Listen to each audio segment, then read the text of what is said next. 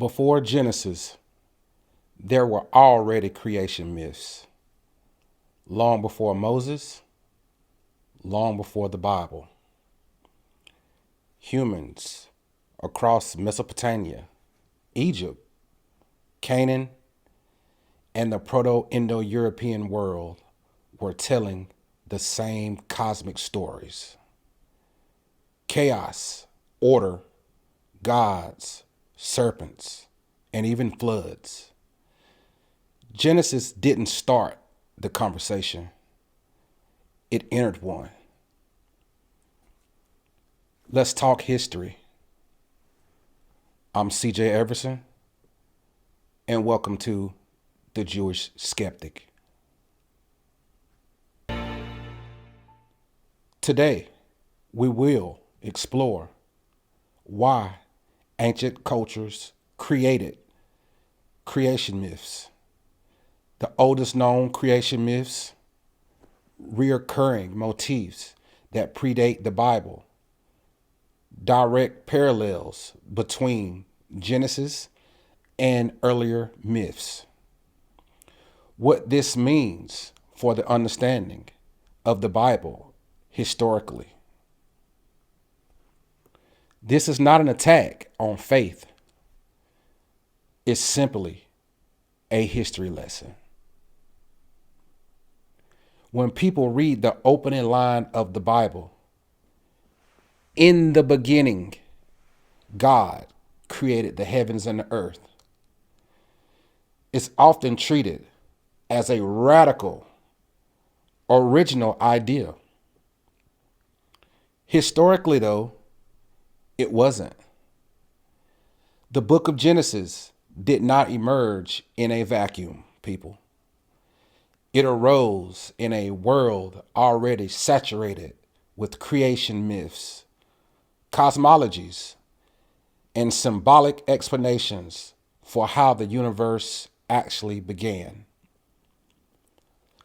Many of these themes found in Genesis actually existed thousands of years earlier across Mesopotamia, Egypt, Canaan, and beyond.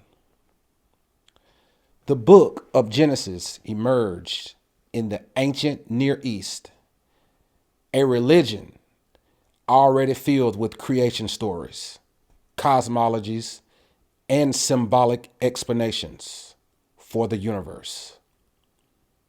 These ideas had been developing for thousands of years, people, before the Bible was even written. Let's get something straight from the start.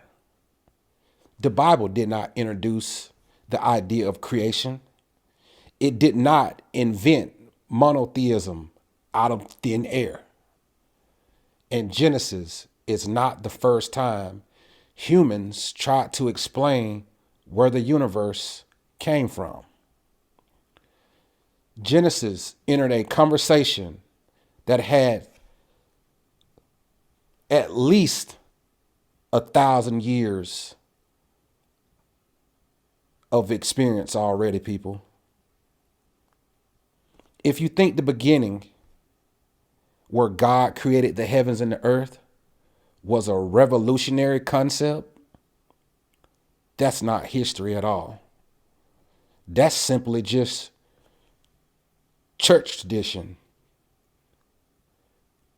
Genesis didn't invent creation. It didn't invent order from chaos. And it definitely didn't invent cosmic symbolism. What Genesis did was enter a conversation that humanity already had thousands of years before the Bible took place. Across Mesopotamia, Egypt, Canaan, and even the Proto-Indo-European world. If your mythology or theology depends on Genesis being historical or cosmic unique or uniqueness, or however you want to call it, today history is not on your side. This isn't anti-Bible. It's anti-ignorance of history. Proto-Indo-European mythology reveals a familiar structure like the Bible, an ancient chaos, often with a watery or monstrous god, a sky or storm god, even a cosmic battle, the establishment of order, law, and kingship. We have examples of this across many descended cultures: Vedic, Norse, Greek, and Slavic.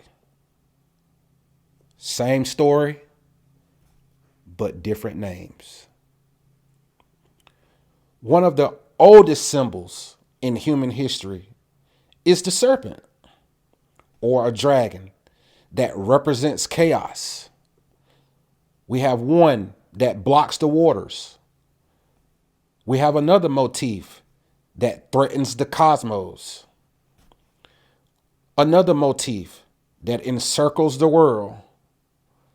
And then there's also one that represents an untamed chaos. All of these motifs I just mentioned, they predate Yahwehism and Judaism by millennia. So when Yahweh subdues the waters, he's participating in myth language that humans already understood thousands of years before the Israelites. Proto-Indo-European religion centers on a sky father deity, soon to be reconstructed as Dies Praetor, which will eventually become the god everyone knows as Zeus from Greek mythology, Jupiter from Roman mythology. The male sky god is associated with these attributes: law, order, authority, cosmic stability. Sound familiar? This is not proof of borrowing. It's proof that human myth making follows patterns.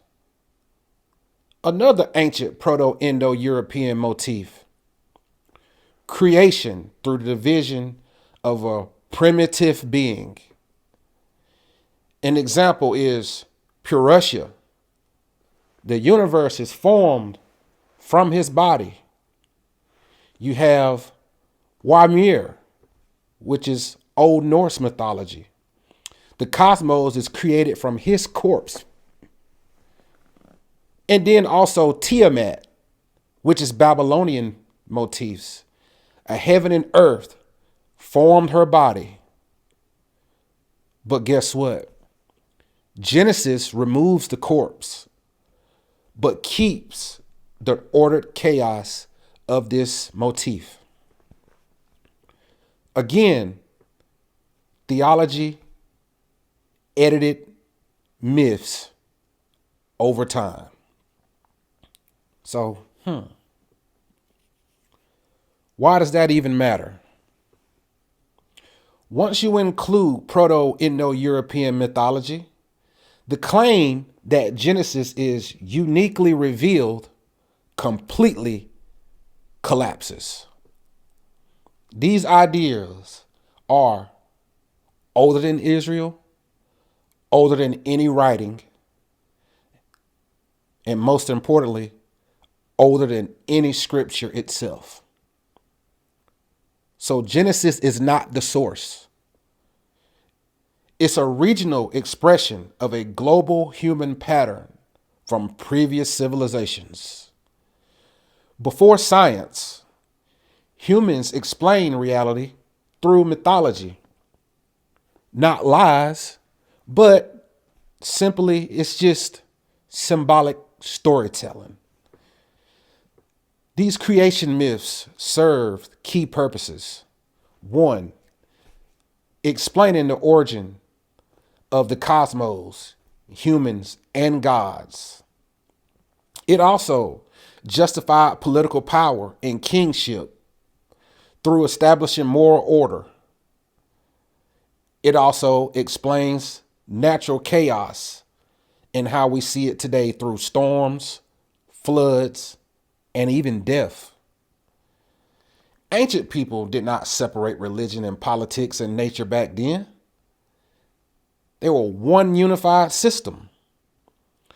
And these creation myths were just cosmic blueprints for society. The Bible is not unique because people think it actually appeared first. It's unique because it reinterpreted existing myths to promote monotheism, moral law, covenant identity, and understanding the strengths of historical literacy. This explains biblical symbolism. It removes the false conflict between faith and history.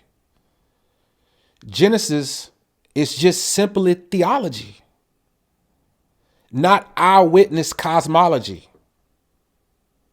And like all ancient creation myths, it tells us more about the people who wrote it than the physics of the actual universe. Creation myths didn't begin with the Bible. The Bible entered an ancient conversation that had already took place thousands of years before. Genesis is not unique because it came first. At least that's what people think. Theology. Genesis is just simply theology expressed through ancient mythic language. In all creation myths, it tells us more about the culture that produced it than the mechanics of the universe. If you guys like this and you like for me to keep doing these type of videos, like, comment, subscribe, all that little nice little language for the little YouTube talk or whatnot. But as simple as that, people. Genesis is not the original creation story.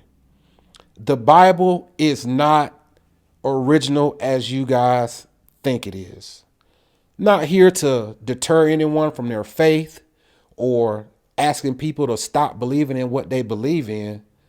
But I'm simply asking you guys, sit back, take a history lesson, figure this stuff out. It's not hard. It's 2025, people. The data is there for you. If you want to believe, that's your partake. But myself as a skeptic, atheist, faith is not good enough for me.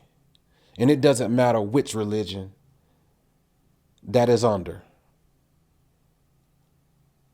I'm simply just a myth breaker. I like truth. Anthropology and history gives us the answers we need. Until next time, I'm Calvin Everson once again, and this is the Jewish Skeptic. Peace. Do you know what I found? The more you know, the less you know.